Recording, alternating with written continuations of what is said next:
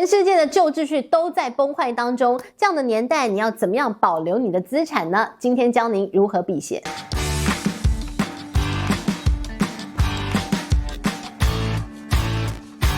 嗨，大家好，我是治愈，今天想跟大家来聊聊避险。为什么这个时候要跟大家聊避险呢？因为我们正在一个很危险的时候啊。好，我们带来看近来啊，你会说这个世界怎么又打仗了？这个中东，这个美国，怎么回事啊？好，但是呢，这一切的一切，我们之后可能会觉得常常看到美国又对谁动手了，哪个地方的地缘政治，然后又爆发了区域性的一个冲突了，我们之后可能会经常的看到。为什么？因为现在的时代真的很混乱。好，你会说哇，过去这个世界秩序的一个制定者美国，现在变成了世界秩序的推翻者、破坏者，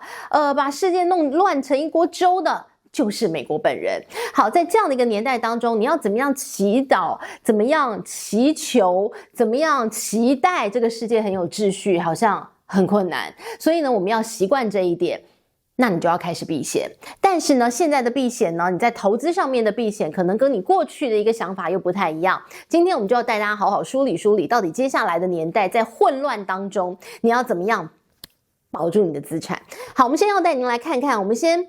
帮大家定位一下，我们到底在这个年代当中多么样的混乱，有多么样的不平静。我们接下来很可能会看到的是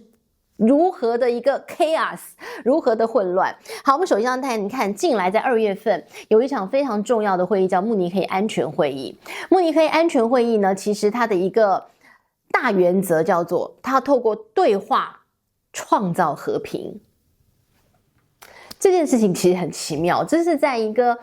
非常的一个这个成平年代当中，透过对话创造和平。好，你大概可以理解，对不对？找一大堆的世界领袖来，大家坐下来，对不对？你什么意见你说嘛，好吧？我们就这个地方谈判桌上解决，我们不要动真刀真枪的，我们不需要这个坦克大炮，不需要，我们就坐下来讲一讲，好不好？你不高兴我们怎么样？对不对？好，谈一谈，搞定。好，但是呢，在现在这个 chaos 当中，你要怎么样透过对话创造和平？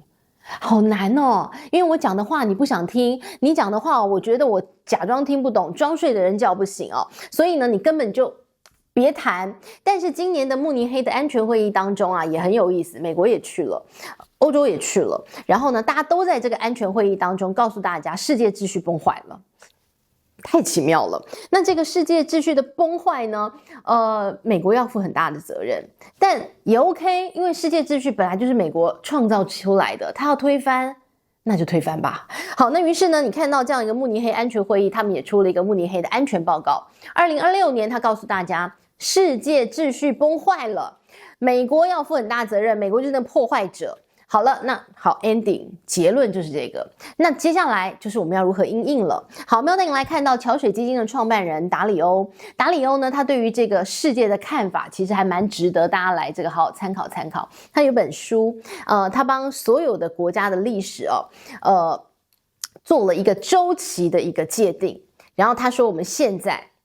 大家来听听你觉得有没有道理我是个人觉得挺有道理。他说，现在呢，就是世界秩序的崩坏，2026年就会是那1936年。就说1936年 ，Hello， 那是什么？1936年呢，很简单的定义是，那个是在2战之前，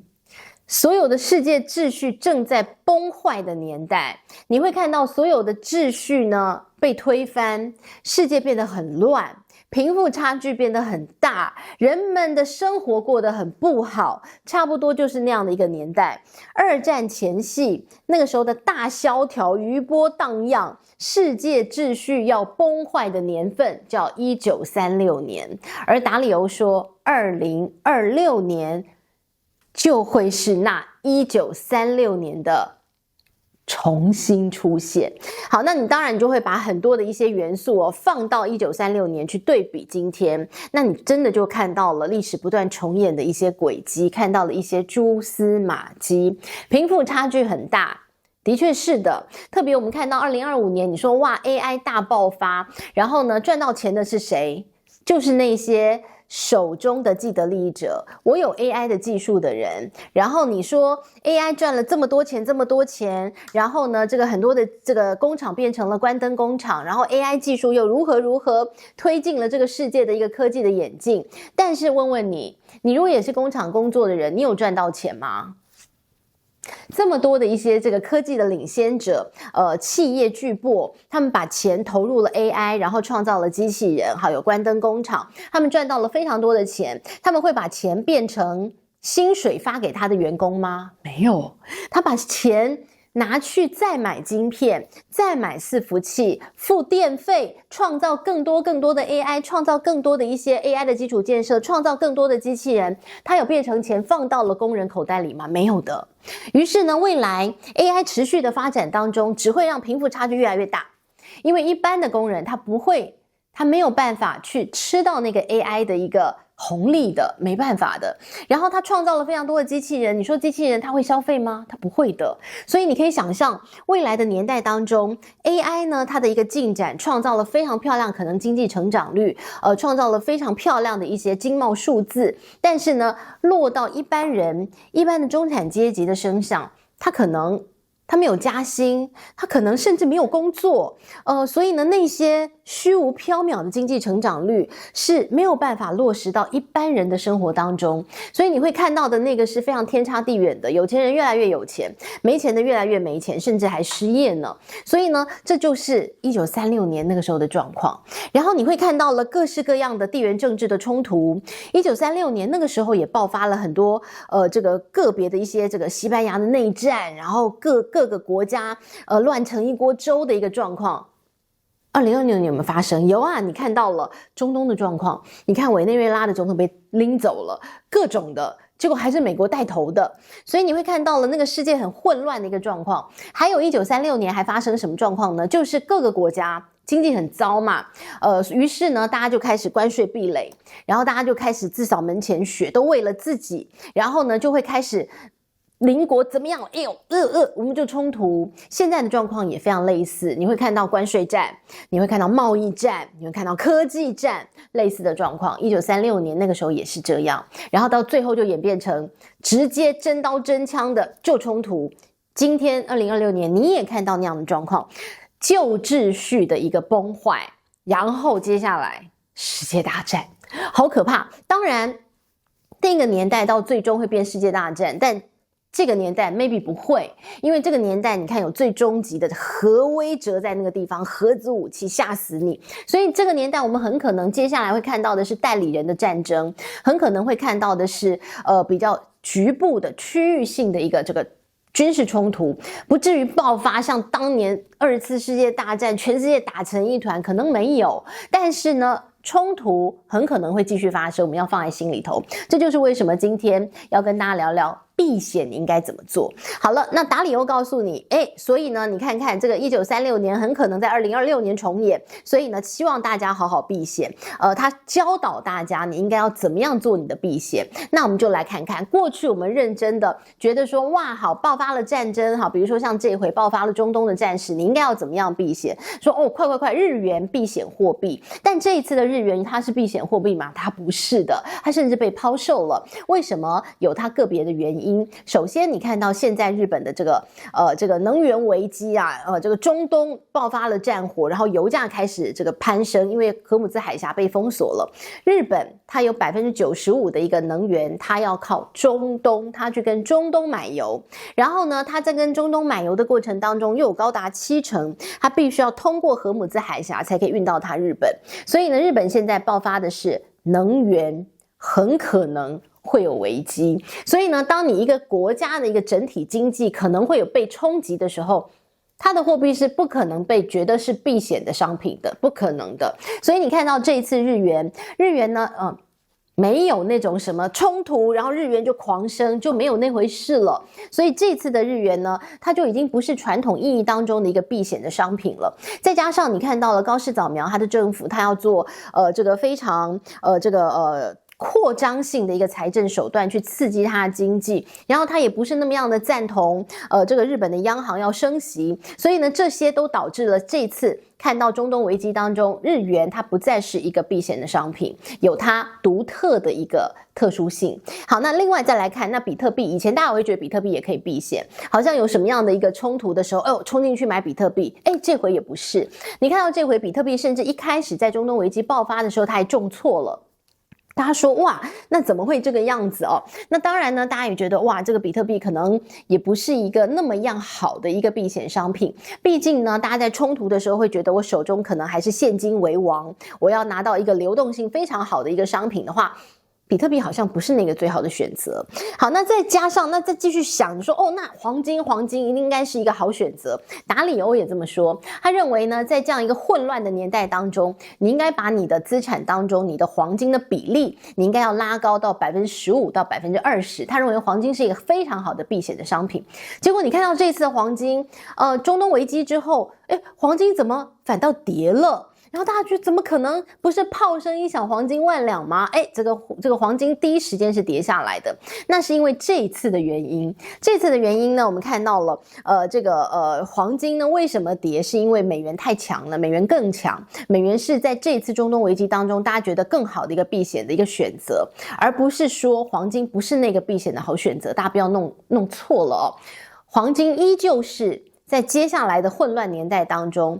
好的一个避险选择，你应该要你的资产整个组合当中应该要拥有黄金的。那为什么瞬间在中东危机的时候它是往下跌的呢？那是因为现在中东危机过程当中大家觉得美元更好避险。为什么？我来告诉大家，